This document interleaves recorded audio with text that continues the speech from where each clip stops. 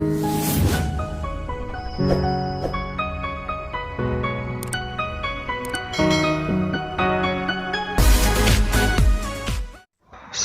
भाव में यदि चंद्रमा हो तो जातक का विवाह उचित समय पर हो जाता है। चंद्रमा तीव्र गति से चलने वाला ग्रह है, जिसके कारण ये जातक को उचित समय पर विवाह करवा देता है।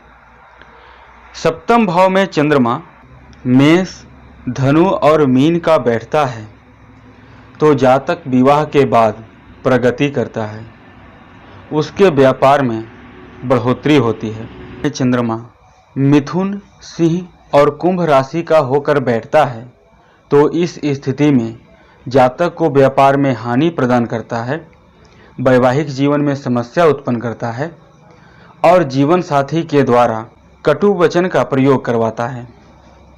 सप्तम भाव में चंद्रमा कर्क या सिंह राशि का विराजमान हो तो जातक अथवा जातिका के जीवन साथी का चेहरे का आकार गोल होता है तो जातक का जीवन साथी कला प्रिय, गौर वर्ण, वंश के वृद्धि करने वाला, अपने जीवन साथी के कार्य में उसके साथ मिलकर मदद करने वाला। में चंद्रमा यदि स्त्री राशि का बैठा हो तो जातक को विवाह के बाद उसकी आर्थिक स्थिति अच्छी हो जाती है। विवाह के बाद धीरे धीरे उसकी फाइनेंशियल कंडीशन सुधरनी शुरू हो जाती है और जातक को जीवन साथी के द्वारा धन प्राप्ति का भी योग बनाता है। प्रेम संबंधों में सफलता यहाँ का चंद्रमा देता है।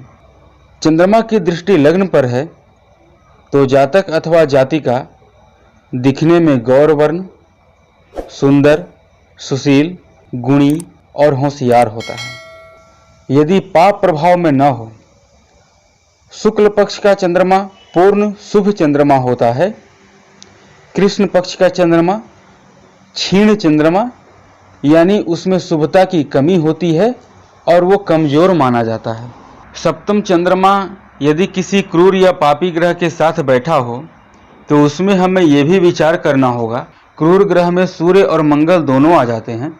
यदि सूर्य और मंगल केंद्र अथवा त्रिकोण के स्वामी हुए, एकादश अथवा द्वितीय के स्वामी हुए और तब यहाँ पर चंद्रमा के साथ बैठे, सूर्य और मंगल भी चंद्रमा के साथ बैठकर राजयोग प्रदान करते हैं। जातक को उसके जीवन में आगे बढ़ने से हमेशा मदद करते हैं। सप्तम भाव में चंद्रमा हो तो जातक के जीवन साथी के नेत्र सुंदर, चेहरे की बनावट गोलाकार,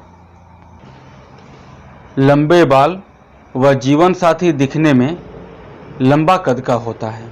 का चंद्रमा विशेष रूप से पापी ग्रह शनि, राहु अथवा केतु के साथ न हो और न ही उनकी दृष्टि में हो तब ये ज़्यादा कोई भी परेशानी उत्पन्न नहीं करता।